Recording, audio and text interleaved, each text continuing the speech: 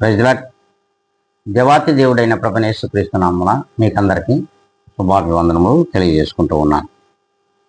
ఈ దినం దేవుని యొక్క వాగ్దానం అది 126వ కీర్తన 3వ లేఖనాన్ని మనం చదువుకుందాం. దేవుడు మన కొరకు గొప్ప కార్యములు చేసి ఉన్నాడు. ప్రభువే స్పష్టంగా ఈ దినమున మనతోనూ మనందరితోనూ మాట్లాడుతూ ఉన్నారు. ప్రభువు మన కొరకు గొప్ప కార్యములను చేసి ఉన్నాడు. కానీ మనము ప్రభువు కొరకు ఏం చేస్తున్నాం? ఒక్కసారి ఆత్మ పరిశీలన చేసుకోవాలి. నిజమే, ఆయన గొప్ప కార్యములు చేసి ఉన్నాడు. నిజంగా మన కొరకు మనం చేసిన పాపములను బట్టి, దోషములను బట్టి, అతిక్రమములను బట్టి ప్రభువులు వారు గాయపరచబడ్డాడు.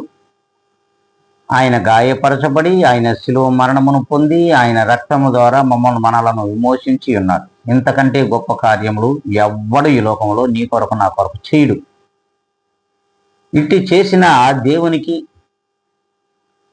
మనము ఏ రీతిగా తగిన వారిగా ఉన్నామో, ఆయన్ని ప్రేమిస్తూ ఉన్నామో ఒక్కసారి మనము జ్ఞాపకం చేసుకోవాల్సిన అవసరం కూడా లేకపోలేదు. కనుక మరి ఆ గొప్ప దేవుడైన ప్రభువైన యేసుక్రీస్తు వారికి కృతజ్ఞతాస్తుతులు స్తోత్రములు చెల్లించుకునే వారిగా ప్రతిదినము ఉండాలని ఈ వాక్యము మిమ్మలను మనకు సూచిస్తూ ఉంది.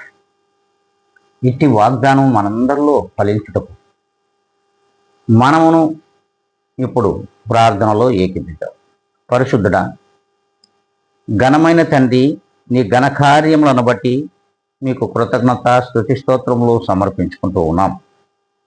మీరు మా పక్షంగా చేసిన ఈ కార్యములకు కృతజ్ఞతలు చెల్లించుకుంటూ, ఇదిగోనైనా మమ్మలను మీ పాదాల దగ్గర ప్రతిష్ఠించుకుంటూ యేసు క్రీస్తు నామములో నాయనా మీ కృప మా పైన ఉండాలని